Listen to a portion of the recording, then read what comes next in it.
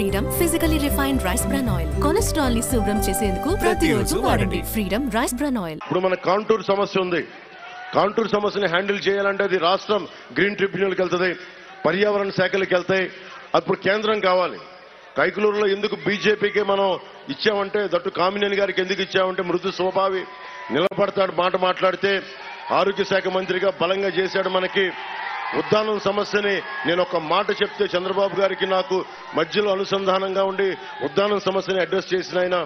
వీళ్ళందరికీ కూడా నేను ప్రత్యేకించి ఇది కైకలూరు మన కాంటూరు సమస్యని గుర్తుపెట్టుకొని బీజేపీకి బాగుంటుంది అని చెప్పి ప్రత్యేకించి కామినేని గారు ఉండాలి అని చెప్పి కోరుకొని ఆయన అభ్యర్థిగా నిలబెట్టాం.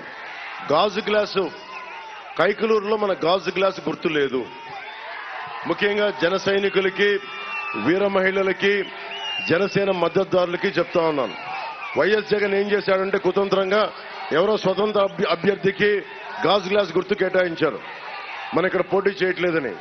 కానీ మనం ఈరోజు కైకలూరులో మన అభ్యర్థి జనసేన, తెలుగుదేశం, భారతీయ జనతా పార్టీ ఉమ్మడి అభ్యర్థిగా మనకి కామినేని శ్రీనివాస్ గారు పోటీ చేస్తా ఉన్నారు.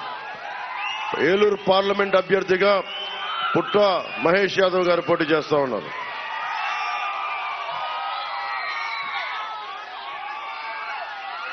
అలాగే ఏ ప్రభుత్వం కూడా, ఇందాక చెప్పాను, వైద్యం జగన్ వచ్చి 7,300 మనకి ఎయిడెడ్ స్కూల్స్ ని, కాలేజెస్ ని మూసేశాడు.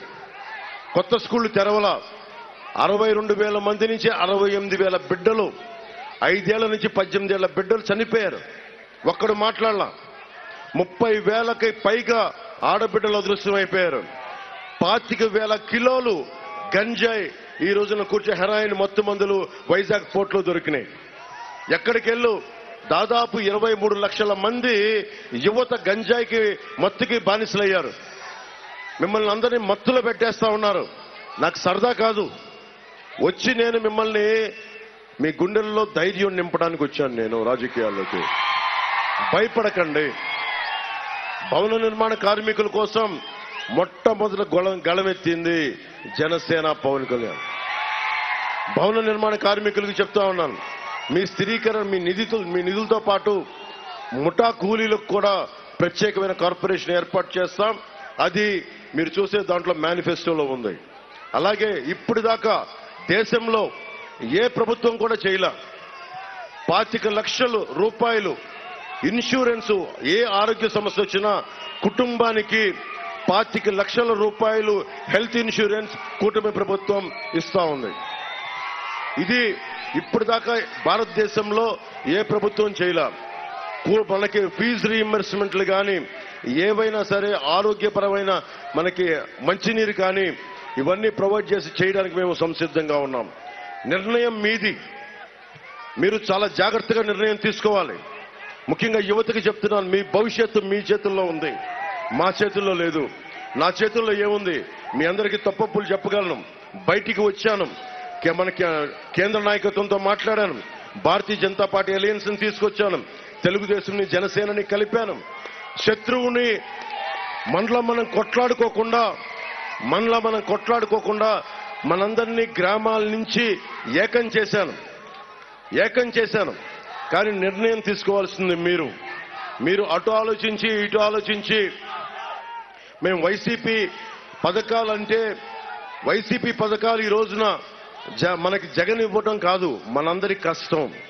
ఒక భవన నిర్మాణ కార్మికుడు కండ కరిగించి ఒక భవన యజమాని నిర్మాణం చేసుకుంటే 1000 రూపాయలు ప్రభుత్వ ఖజానాలోకి వెళ్తాయి.